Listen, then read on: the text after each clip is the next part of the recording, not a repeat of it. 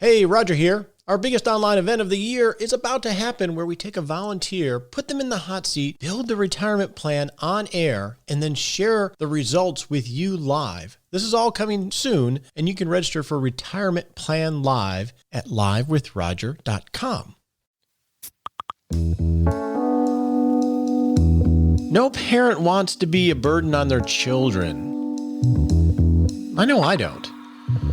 But along with longevity comes aging, and there may be a time that your parent needs you to pick up the reins.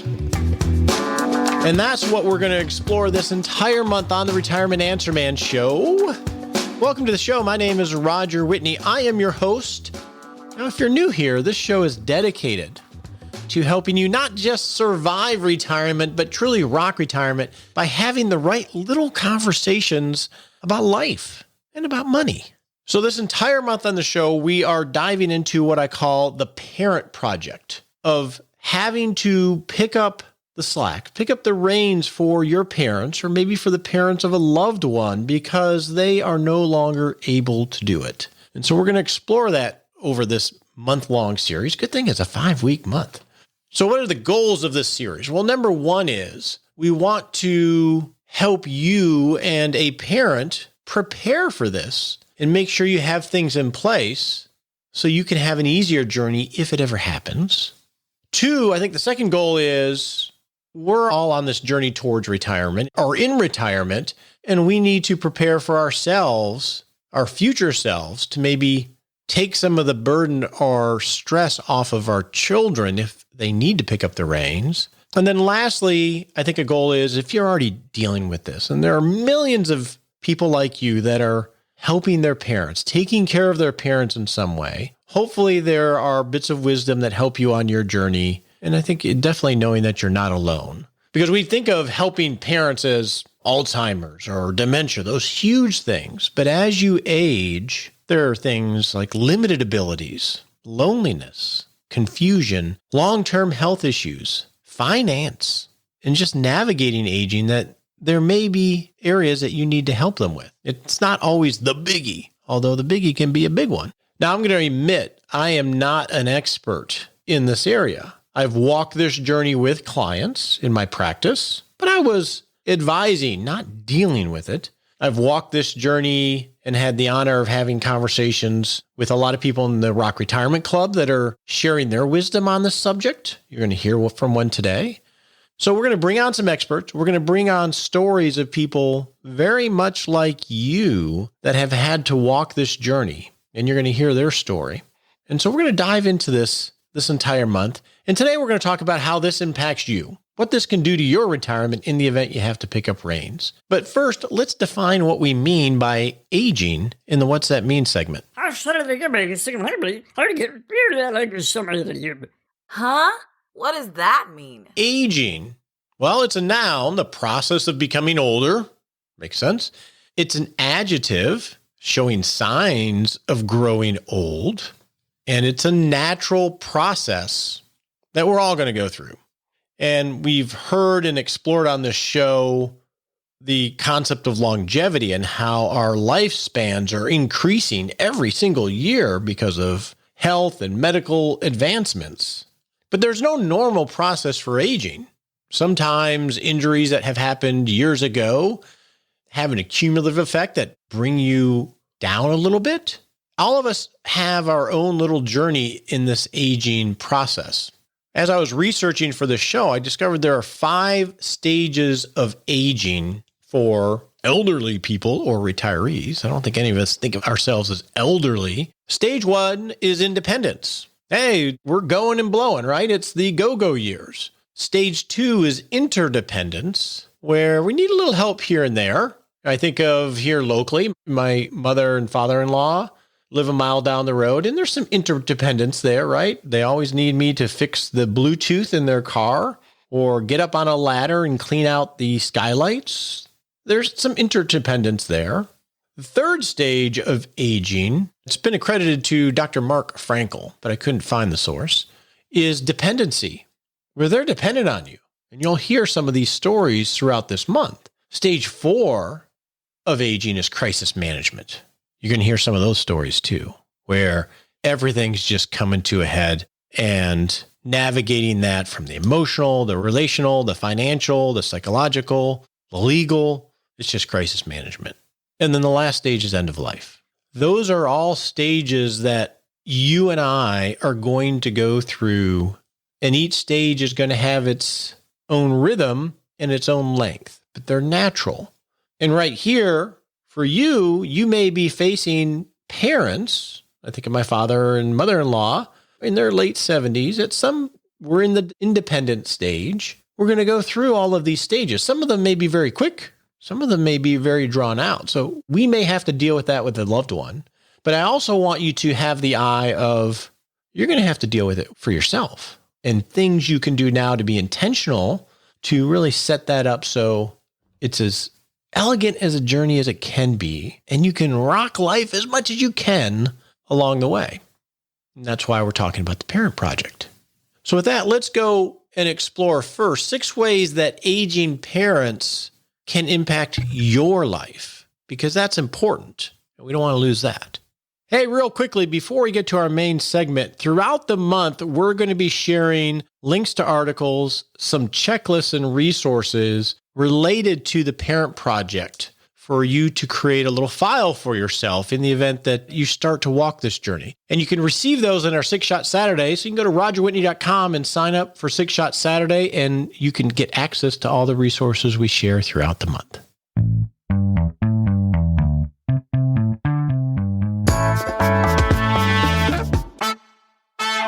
A number of years ago, I was working with a couple.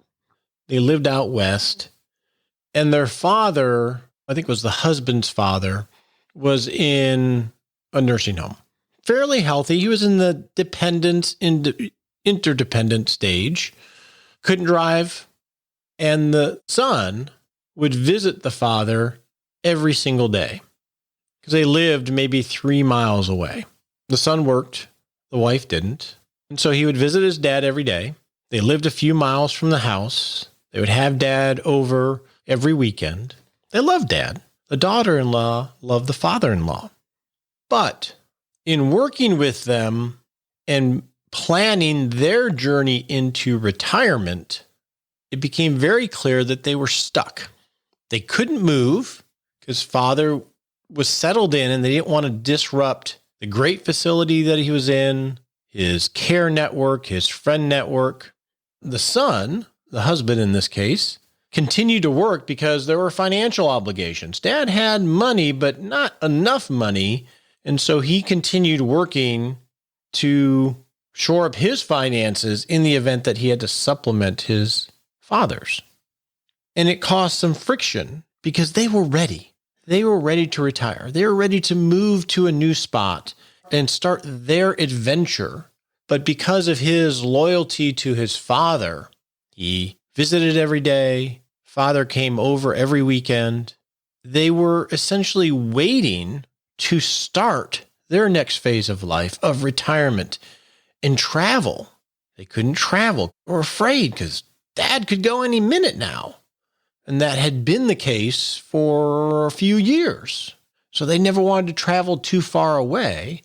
And so we would create these dreams and create these roadmaps, but everything was on hold. And as a result, because I'm working with the husband and the wife in this instance, I wouldn't call it resentment, but there was friction because of all the dedication to the father, the other party didn't feel quite as prioritized. The spouse. They understood it. They were cool with it on one level, but we're human. And psychologically, it impacted their relationship, not just because everything was on hold and they'd been working towards this for years, but also all the anger, the frustration, the sadness, the guilt of the situation, in this case, the father was in, the disappointment, that messes with people, or it can.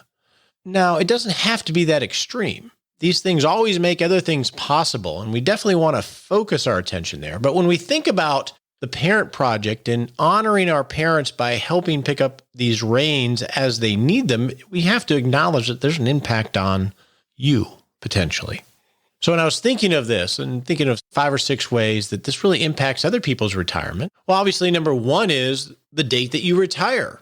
It may delay retirement for the money, or simply because I got to hang out here, or I want to hang out here, so I might as well work because I can't go do all of these retirement dreams. So the retirement date is one way that an aging parent can impact this.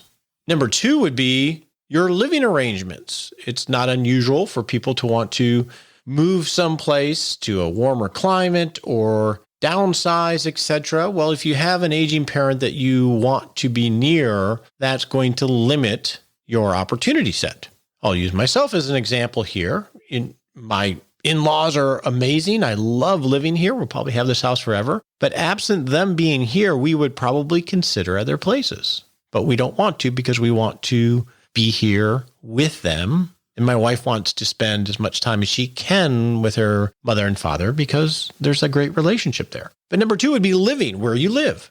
3rd would be time.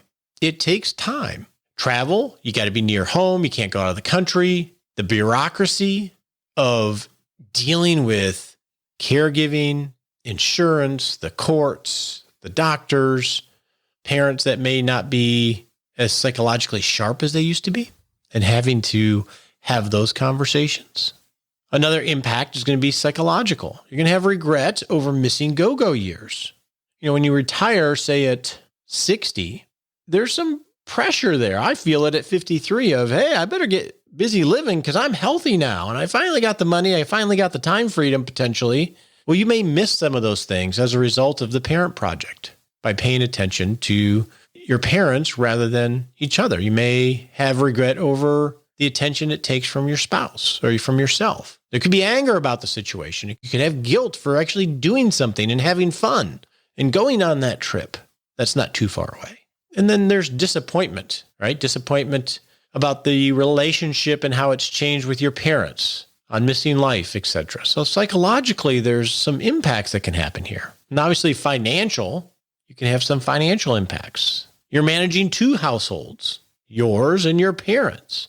And hopefully they have enough money and it's not having to be subsidized by you or you and your spouses. And go back to relationships. Your relationship changes with your parents. Your relationship can change with your siblings and with your spouse. There's a lot of impacts here. Now, I'm not saying that all of these things aren't worth the journey. I think they are. It's just important to acknowledge them. So here right now, today, if you have elderly parents, the question is, well, what can I do to manage the potential of this or ease this transition if and when it happens with my aging parents? Because that's always the next question. Well, what do I do about this? What can I put into place today to make that journey easier in the event I have to go on it? Not just for you, but for your parents. And then the next step would be obviously, what can I do to make sure that this is easier for my children? I'm sitting here and let's say I'm 63, 64. What can I start putting into place so I can help my kids when they do have to pick up the reins? That's the lens we want to look at this entire month through. Because there's going to be some joyous things that we talk about, but there's going to be a lot of sad things. Aging is natural. Don't mean it's fun necessarily. And so I just wanted to bring those to light and acknowledge these things first, because a lot of times as a child, we don't talk about how it impacts us because we feel it's selfish, and it's not. It's human, and that's okay. So with that, I want to bring on David. He's been on the show before. I forget the topic that we talked about. David and I know each other for a few years. He is a real active member in the Rock Retirement Club. We've been blessed because he shared a lot of his wisdom. But over the last year or so, David has gone on this journey. And it's one of those journeys that happened very slowly, but then very quickly. And there's a lot of wisdom to learn from that. So let's go have a chat with David.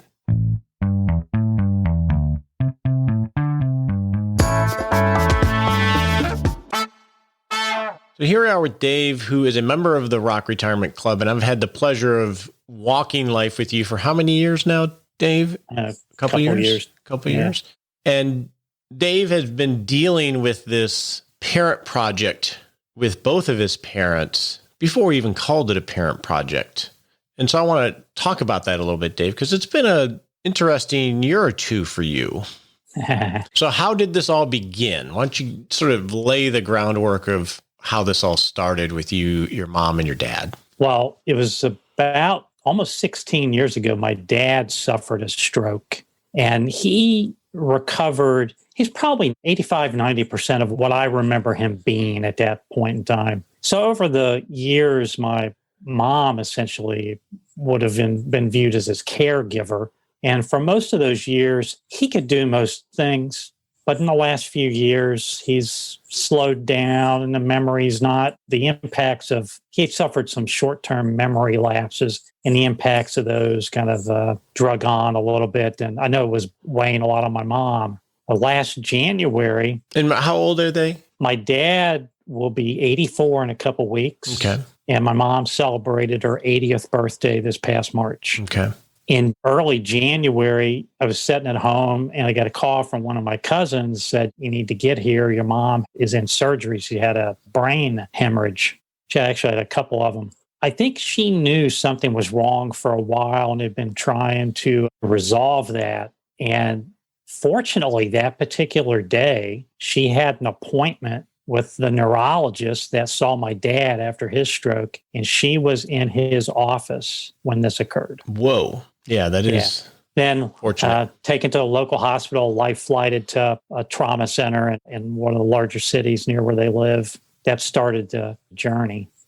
And so how did you become the project manager? How did that unfold? Because you live in a different state, correct? Yeah. So it's myself and a younger brother. We both live out of state and actually have lived out of state since we both graduated college. I guess away from my parents. I mean, we've both lived in our home state off and on, but away from my parents. And with this happening with your mom, that sort of took away the support for your dad. Oh, yeah. Yeah. And I'll tell you, I've been thinking about this recently. Any personality test that I've ever taken when I was in my working career, a high level of responsibility is in my genes. So you kind of feel like you've got to do this for my mom and dad. And also when you think about the financial pieces of it, I'm more in the weeds of that than my brother. And he was, hey, if you want to take it, man, go. Right. And so how did you have to get involved? Your mom was in the hospital, just had this procedure. Your dad is without caregiver because your mom had been the ballast there. So mom, essentially, it happened January 8th. Essentially, at that point in time, she was incapacitated and up until her passing recently. So they had medical power of attorney, and I just essentially assumed that was doing what I could to speak for dad when he was not there and to advocate for my mom, for the best care for my mom. Okay, so you had medical power of attorney in place. What about power of attorney for the financial matters? Not so much. Not so much? So they had one, but not the other. Interesting. Yeah, my parents did. My mom, part of her career, she was in the banking industry. So anything around asset passing, if one of my parents passed, they had that nailed. But one hole they had in their estate plan was what would happen if one of them became incapacitated. And how recently there was no financial power of attorney. And how recently had those documents been created? Like even the medical power of attorney, was it something that done a long time ago, or 15 years or so ago? And it was probably about a year and a half ago, actually, there was a discussion in the club about taking some, and it was one of your smart sprints. I can't really remember what the theme of the month was, but one of my intentional actions was to sit with my parents and try to work through not just the documents, but where are things located? Where would you like to be buried? Do you want a funeral? What would all that look like? And we actually started to work that process. It was slow being distant, but I went to their home a couple times and had some of those discussions. But I kind of took it, hey, they have documents and they're in the safe, and we didn't open the documents up. You asked the right question. Hey, do you have these things? Oh, yeah, they're in the safe. Okay, good. Yeah, which is normal. And then my dad, even after my mom became incapacitated, my dad struggled with that a little bit because we have this so that if something happens to her, the assets come to me. And I said, yeah, but what we don't have, Dad, is how do we get at mom's assets when she can't speak for herself? So after this event, she was not able to communicate. Not well. not well enough. Yeah. And even in that, I mean, there just lots as you go back and try to relive this. After my mom's initial incident, there were about 6 weeks of hospitalization in a ICU setting and then an acute care facility. And that was all before she got into a nursing facility. So you're really focused on all of that. And about the time we transferred her from the acute care facility into a nursing center, I got an attorney. We had the documents drafted to go in and try to see if we could get mom to understand and make a signature. And the lockdowns associated with coronavirus occurred. Yeah. I remember having these conversations with you, and that just changed everything. Yeah, and we wrote it out for a little bit thinking, okay, things might change. And then eventually as the balance in their liquid assets that my dad had access to started to dwindle down, we said, we got to do something here. So we went to the facility to see if they would not permit us in, but could they help facilitate that? And they said, by all means, we'll try to do that. And they were unsuccessful executing that. So... yeah, and they have their protocols and legal liability for things like that, too. Yeah, there's a lot I learned in that. Yeah. And you're doing this all from a different state and going back and forth. At that point in time, I was pretty much living there. Yeah, I was in that state, that stint, probably 4 months before I came back to home for a little bit. And concurrent to this, with you in another state, living in your house with your dad. Yeah, we lived with Dad for a while, but my brother and I knew that my father was not going to be able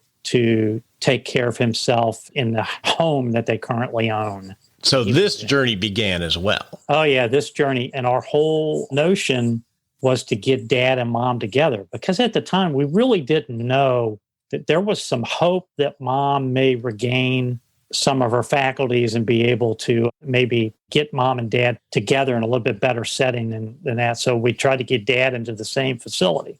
And even that, Roger, was kind of a journey, because in the community they're in, both my father's parents live the end of their life in that facility. So he's got that in the back of his head that people come here when they want to die.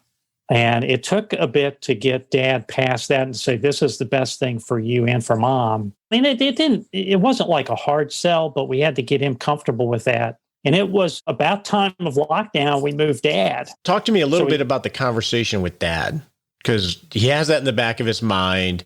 There's a lot of stress and confusion for an 80-something-year-old person, much less you or I. How does a conversation like that work? I think in this case, he ultimately got to the point that it was the best thing for Mom, and he wanted to be near Mom. It just took a bit to get him there. That was probably smart. I don't know if you did it intentionally, to have that be the focus, because he probably felt very helpless about his wife. Well, I mean, when my mom was in the hospital setting and it started to get clear of what the next path would be, it was kind of like, okay, how do we get him and her together? My brother and I knew exactly the facility we wanted to get him into, but just saying we wanted to get them there didn't necessarily guarantee you're going to get there. They had to be accepted. So we had to go through that process. So what is that process like? It's not like... It's a continuing care community. So in my father's case, we moved him into an independent living apartment. And with that came an entrance fee. My mother's case, because she went into the nursing center, it came without an entrance fee. So at least they got an entrance fee from one of the couple. We just had a discussion with the facility about what we were intending to do and what could we make possible. And they were, oh yeah, we can do this. But they look at assets. They're looking to see how much of this is going to be covered. They knew in my parents' case, and I think I've told you this before, Roger, if you look at bringing home, my dad has a pension and my mom and dad's Social Security, their base life was covered. They would take their required distributions from both of their IRAs, or small IRAs, but it was enough to be the fund money, make the improvements in the home, buy the new couch, whatever, spend a little on the grandkids. But that all changed when we had to put my mom in a facility, and that was much more than what Dad and Mom was bringing in. So we knew that this was going to deplete their assets pretty quick. Mom was going to end up going towards a Medicaid situation. So we had all of that discussion with the facility to kind of lay out, is this possible and what would this look like? And because on that end of it, we didn't know timelines. No, you didn't. Right. It could be years. So I would tell you, this is not the only one of these situations I've had on my family. My wife's mother had a stroke probably a year after my dad did. And her situation was a little bit better than my mother's, but she was in a nursing facility for 4 years.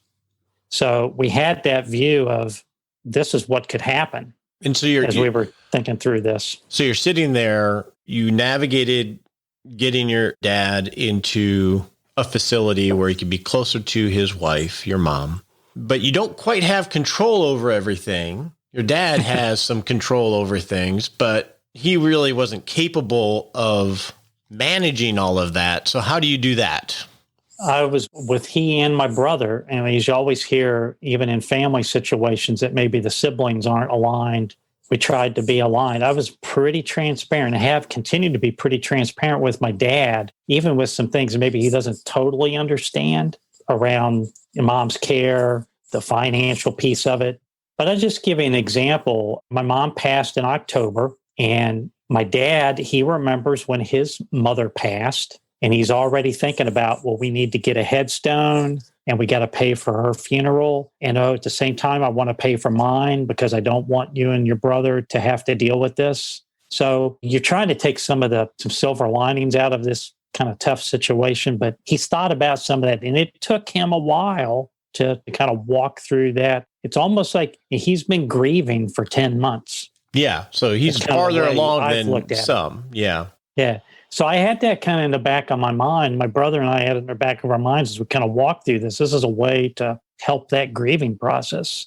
Now, at a certain point, you had, before your mom passed, there wasn't a power of attorney in place. You couldn't get signed. You had to go the guardianship route, correct? Yes. I think one thing to mention in line with the question is as we were looking for, talk to the family, say, here's the situation, and there's not a power of attorney. Because people are saying, what are you going to do with the house? And all that. People are you going to move your parents back in? I mean, that's another dynamic here that it probably ought to lift up that's maybe not unique in some situations. My mom was very close to 3 sisters that she has, and they all lived in the same area for 50 years.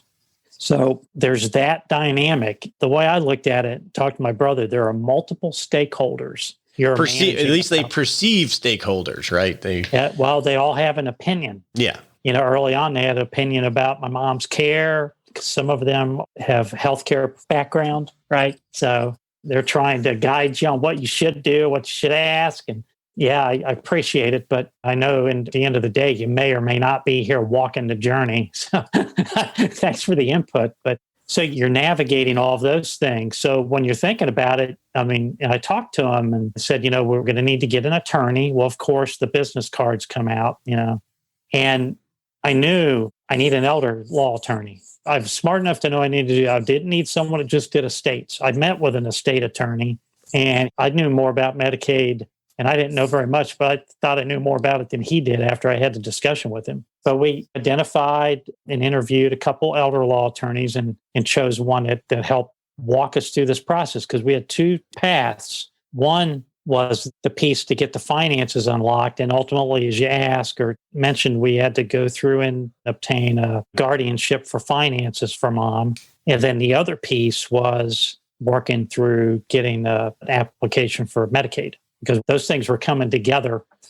They were coming pretty fast because Dad's assets were dropping quick. And all of this is you going back state to state. Yeah. And you found out you were originally going to be the guardian. Yep. How'd that go? Yep.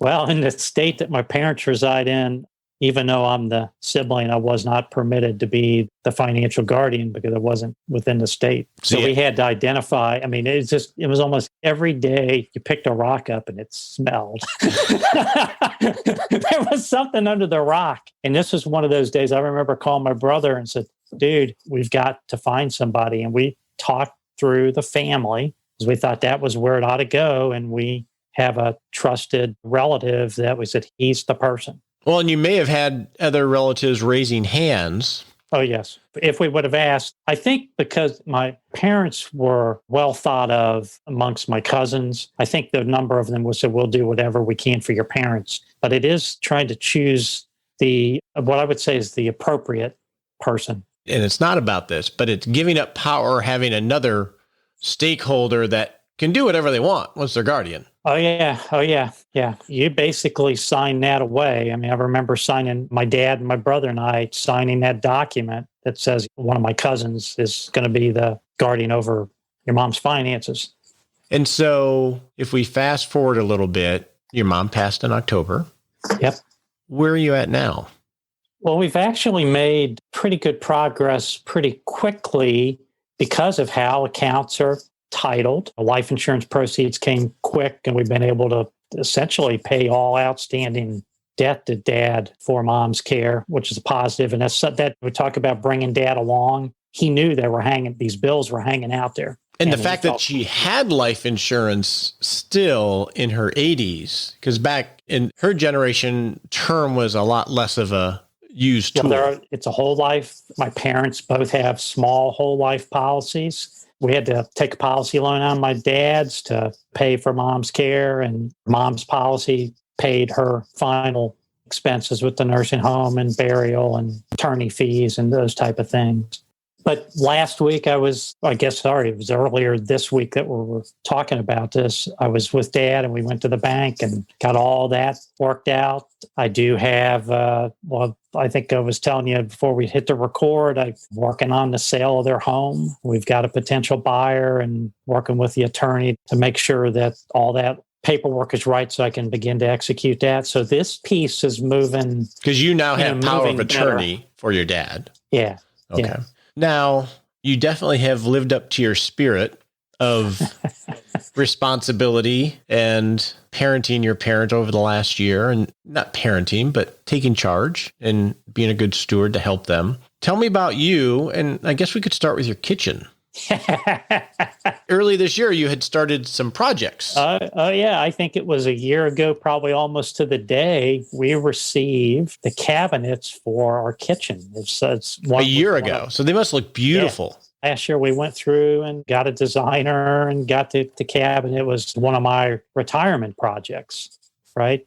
So how do they look? They're all hung and everything's put away? They're sitting in boxes in the house and in the garage. A year later. Do you have cabinets up? Do you have the old cabinets up? It was probably the week before my mom's medical incident. We had taken the uppers down. And fortunately, we left everything else in place. So my wife and family that's here with us have had a functioning kitchen for the last year. With no uppers. No uppers. And you know what? We haven't missed them. Yeah. Do you have dishes just laying everywhere, or what? You don't use them? Yeah. So tell me, if you're willing, about, we haven't mentioned your wife in your life, and you spending months with your dad, no doubt countless hours on the phone, dealing with paperwork. How is she doing? She's been great. She's been great in terms of supporting me and knowing it's been the right things to do for my parents. It's one of those, not quite sure how you're going to make that up, but we'll figure out somehow. I'll get the uppers up. Better. Yeah, I think it's going to take a little more than that. Like getting a functioning kitchen will help. But your partner was supportive and not in. Oh yeah. I did everything I could to not have her be punching bag, but she was on the end of some rants, just things just not going well. It had a lot of ups and downs over the last 10 months. Yeah. So anything that I failed to ask, or any pieces of wisdom having walked this journey in a pretty quick fashion? Well, one thing we didn't talk about that I know people discuss, and this was a challenge for us too, was my father still has his inclination to drive. Good point. But he is not driven since his stroke. Which is 16 plus years ago. I think my mom had taken him to like a parking lot to scratch his itch. And she would get frustrated with him because he wouldn't know how to get it into gear or something along those lines. But he always had this desire, I'm going to drive. But there's another aspect to this story is the day that my mom had her event and they were at the neurologist office. My dad was with her and he was sitting in the car. And my mom basically limp in the office, and the neurologist came out looking for Dad and says, "Can you come in here?" And he says, "Has she been doing this?" He says, "No." He says, "Well, I need to get her to the emergency room." And he says, "Can you drive?" He says, "Yeah, I can drive." He didn't proceed to tell him, "I haven't driven in 15 years. So there's a whole aspect. The Lord was shining down on my dad because he figured out, after probably longer than we all want to know, he figured out how to get from the doctor's office. So he drove her? No, the Okay. ambulance took mom to the hospital. Okay. But Dad got from the doctor's office to the hospital. I don't know how he got there. Was this his neurologist too? Yeah. So we had to go through the whole notion of, Dad, it's great that you got there, but Dad, we can't allow you to drive. We have to get rid of the car. His car. Yeah. And ultimately what got us there was he realized he had to sell the car to pay for Mom's care. He still has this itch. And I hear this from some of our family that he's talking with off to the side. Once all of this all gets settled, he's going to look for a used car. We'll see. And it went back to what helped that decision was, in his mind, he probably knows at some level. He knows. But you don't want to let go of that. But well, it's like one of his last pieces of freedom when you think about it. Yeah. And what we guessed was he really just liked to go to the car. It's got a smart, like many cars today, a smart system. And he would just go in there and make a phone call to someone or listen to the radio. And I think he just wanted the freedom to be able to continue to do that. And that piece has been taken away. And probably making the decision for the benefit of his wife is a lot easier than giving something up, because we give up anything for our spouse. Yeah.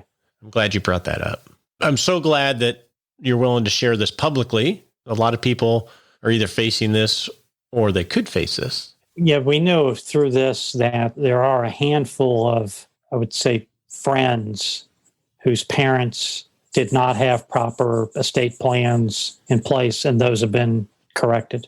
But hopefully this can help some others to go off and maybe make some appropriate tweaks to not be in this situation. And the theme of the club is walk with the wise and become wise. And this is how you become wise.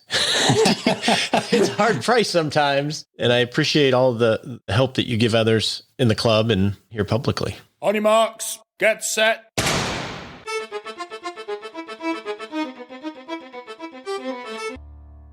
And we're off to set a little baby step we can take in the next 7 days to create a great life and rock retirement.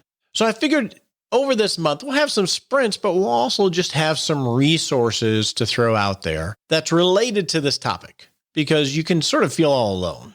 If you don't know somebody that's walked this journey, you can be grasping, and you'll hear that in some of the conversations that we share this month. So the first resource I want to share, and I don't have any affiliation with any of these, I just have found them and thought they had great content, is caring.com. And their mission is to help as many seniors and their caregivers as possible through empathetic expert guidance. And I found a lot of good resources and articles on there that could help someone that's on this journey. And it's a great place to maybe find ways of having these conversations, as we're going to explore over the next few weeks. So take a look at caring.com, and perhaps as we walk this journey, this can spur some casual conversations over the holidays to maybe address some things that have never been talked about.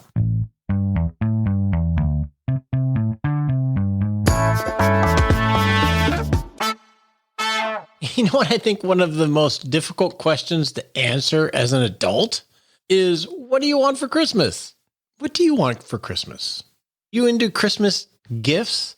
I mean, I like gifts as much as the next person, I do. But when my kids ask me, or my in-laws, I never have an idea of what to say. What do I want for Christmas?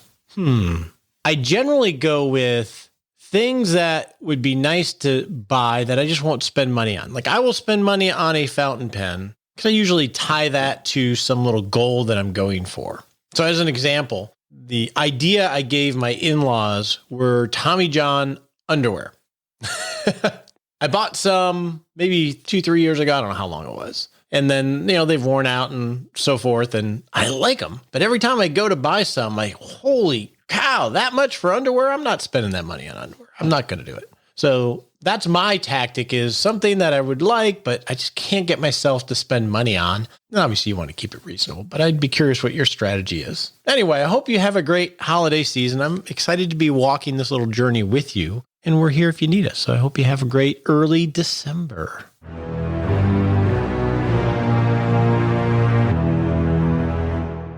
Hey, it's time for that all-important disclaimer. We so appreciate you listening to the show and love your questions and love the teaching that we're able to provide here. And actually, it helps us too. But remember, you're not our clients. Not love it if you took advice from us on the show. We would not love it if you took advice from us on the show. Realize this is helpful in education. Talk to your legal advisor, your tax advisor, or your financial advisor before you make any decisions. We appreciate you joining us today for this episode of Retirement Answer Man. Be sure to visit rogerwhitney.com/answers to access the Retirement Answer Library with over 30 checklists to help you make the most of the only life you have. Remember, you have more power than you realize to create an amazing life starting today with Retirement Answer Man. The opinions voiced in this material are for general information only and are not intended to provide specific advice or recommendations for any individual. All performance referenced is historical and no guarantee of future results. All indices are unmanaged and may not be invested into directly. Have a wonderful day.